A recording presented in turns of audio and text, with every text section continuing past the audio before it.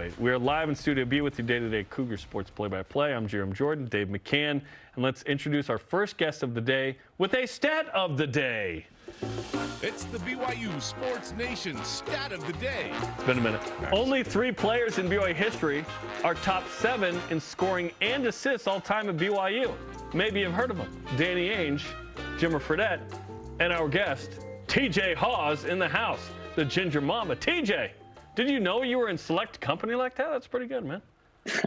Hey, that is great company to be in. I like to hear that. Hey, I was in your company Tuesday, played with Tyler and Eric and some guys. You were out at Cedar Hills Golf Club at the corporate sponsorship tournament as well. How'd you shoot? How was it? It's a blast. It's so fun to be around the BYU family. My golf game needs a lot of work, but I'm getting there. Now that I'm done playing hoops, I'm trying to get on the course a little bit more and improve my game. Now, your brother Tyler hit a 20-foot eagle putt. We were talking about that yesterday. By the time you heard the story, was it a 45-foot eagle putt? For sure. He chipped it in from 100 yards. Yeah. Hey, I saw it. It was awesome. It was great. Let's talk about Chris Burgess. Here's a guy that in your senior year, you've got a new staff, and you guys were trying to rebound from a season where you're super disappointed, and you guys were going to be a 6 seed, you know, if COVID didn't hit, and you know Burge from that year. What is BYU getting with Chris Burgess again? Man, this is such a big hire. And, you know, I think from the moment that Pope left, everybody really wanted Burge on staff. Fans, organization, players, alumni, everybody wanted him back. And, you know, right when he got hired, my phone was blowing up. So this is really exciting, and I'm really excited to have him back, and he's gonna help us a ton. In your practices, you watched him work with the bigs, and then he also had an influence on your game. What does he do? What makes him a good assistant coach to players on the floor when it comes to development? Yeah, you know, he knows the game so well, and he's, you know, he obviously played for an extremely long time, and so his knowledge of the game is deep. But I think, you know, the one thing that stands out to me from my time with him is just his calm demeanor. And, you know, there's so many ups and downs throughout a basketball season. And throughout the whole year, that senior year, he was just even keeled. And, you know, you're always looking up to coaches, and his demeanor was really big that year for us. I would imagine it's something else to have a timeout call and you huddle up and your coach is out of his mind. And you're like, hey, we got 60 seconds. What are you supposed to do? So the calm demeanor is probably not as appreciated as it should be. Yeah, no, it's a really big deal. And he's always been that way from the second he stepped foot on campus. He's really great that way. And, you know, that stuff is contagious. It's a big deal to get Chris back because he very well could have been the head coach here. Like, if it didn't work out with Kevin for whatever reason, Burge is probably the next in line there. And he left his alma mater, a place where he loves, right? And he came back to BYU. What's your reaction to the return of a guy who left his rival, whose team is playing in the same league, to be part of this new regime?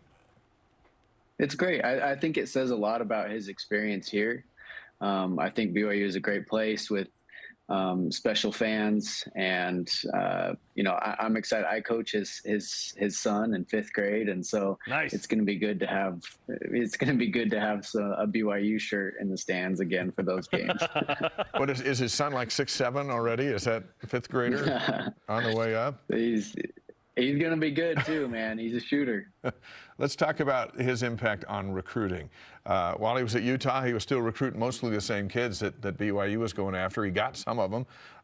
Brody Kozlowski, who's committed to Kevin Young's staff, elated with the fact that Burgess is coming this way. And you got to have somebody on staff when a high school coach calls for some reason who knows who he is. So it seems like his position in recruiting is huge here. Yes, you know, it's enormous. And, you know, it seems like every guy that I talk to or every recruit that I hear about, you always just hear, hey, Burge is my guy. Burge is his guy. Like, he loves Burge. And so to have that impact on recruiting is really big. And you're going to see those effects with our program. Absolutely. Amazingly, it's only been like, what, 2.5 weeks of the Kevin Young year. It's felt like it's been 5 or 6. I don't know. It's been awesome. What are some of your impressions of what we've seen and learned so far? You know, it's crazy because I feel some similarities to going into my senior year. You know, when Rose retired, it was, you know, Yoli was ready to leave, and it was kind of like, oh man, like what's going to happen with our team? And then Pope gets hired, and some things start to come together, and it's kind of felt that same way. Pope left, and a bunch of guys jumped in the portal, and it was like, man, what's going to happen? And they hire Kevin, and then pieces just start coming together, and everything's piecing together right now. And so it's been really exciting, and I don't feel like we're done yet. I think there's a lot more good news to come, and I'm excited to, you know, witness it. TJ Haws on with us on BYU Sports Nation. Dallin Hall is back. You're the point guard. We're the point guard. It feels like you were just here. But so much of the game has changed since you left, especially with the access to the portal and this NIL money that's being tossed around. And so he was in that portal taking a look around. Now he's back. How does his return fuel him to come out and be a better player next fall? Yeah, you know, I think this team is coming together, and I think you know, he's one of our vets, and so he's coming back ready to lead this team, and he's in a, you know, a unique spot at point guard to really connect new coaching staff and our current guys, and really be a leader on this team. And I expect him to take on that role fully, and I expect us to be really good. This team has a lot of weapons, and I'm excited to see him lead this squad. What's it like to be a veteran like Dallin, like you were in this situation where Dave Rose retires, Mark Pope takes over, it's a new staff, it's a new situation, to try and pick up and better yourselves into that next season? What was that like? Yeah, it's honestly, it's really fun as a player, because, you know, you get a new coaching staff and there's new perspective, and you can never learn enough in this game. Somebody can always teach you something new. And so, you know, when that staff came on, I was like a sponge. I'm like, come on, let's go. I want to learn everything you have. And I think they're in the exact same position. You have somebody coming from the league that has been there a long time and has earned the respect from some of the best players in the league. And so, man, there's so much to learn from him, and I wish I could be in there in the locker room and in those practices to, you know, soak up all that he has to teach. Yeah, it would really help you in City League. You pick up a few more things. That would help me a ton. That help you over there. This roster and your roster are very similar in that you guys made that new coaching staff look really good. A lot of veteran leadership. You picked up Toulson back and got a couple of things. Here comes all these players back for this season. What are your expectations for this year? And will it be the following year before we really get a handle on what Kevin Young and his staff are going to be able to do? No, I think the expectation is they come in and they're a fantastic team. I mean, we have a lot of guys coming back. There's excitement around the program with the new coaching staff, and I really expect this team to come in and be really great. And I think one of the best things this team did last year was their chemistry, and the way they played together as a team really made them great.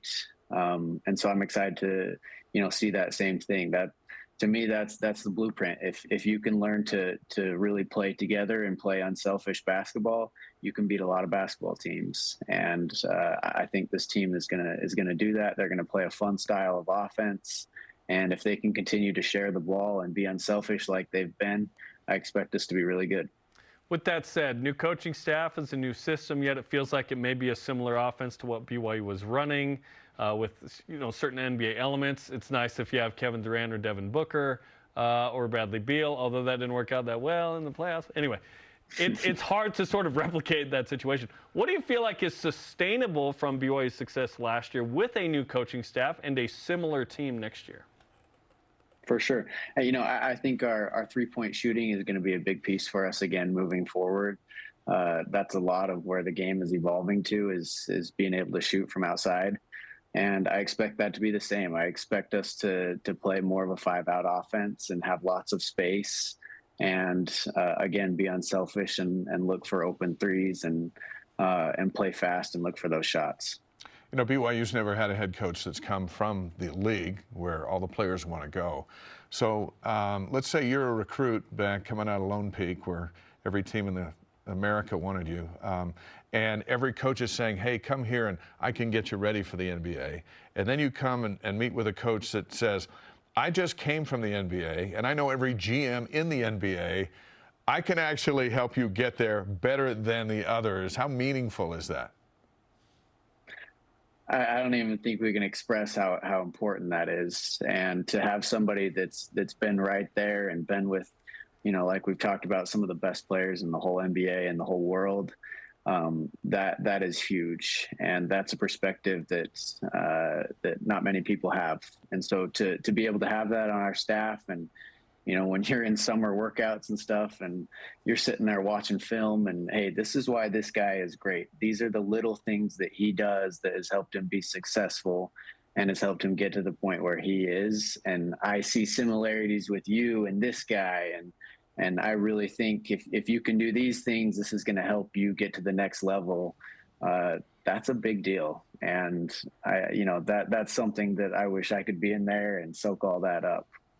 Give us a sense as a former G League player of what that grind is like as a player and what Kevin Young went through, you know, as an assistant coach and head coach in that league, and what, Jackson Robinson is certainly hoping to go to the draft potentially and be in the NBA, but G League may be in the future.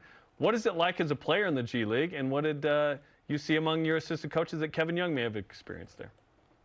Yeah, no, the G League is something that it is a grind because, you know, nobody wants to end in the G League, right? So everybody's trying to get to that next level. And so it's something that you're fighting every day to have an impact, to, you know, do the little things that you need to do to get to that next level. And, you know, he spent some time in the G League, and it shows a lot of his love for the game and his determination to, you know, keep climbing that ladder and get to where he wants.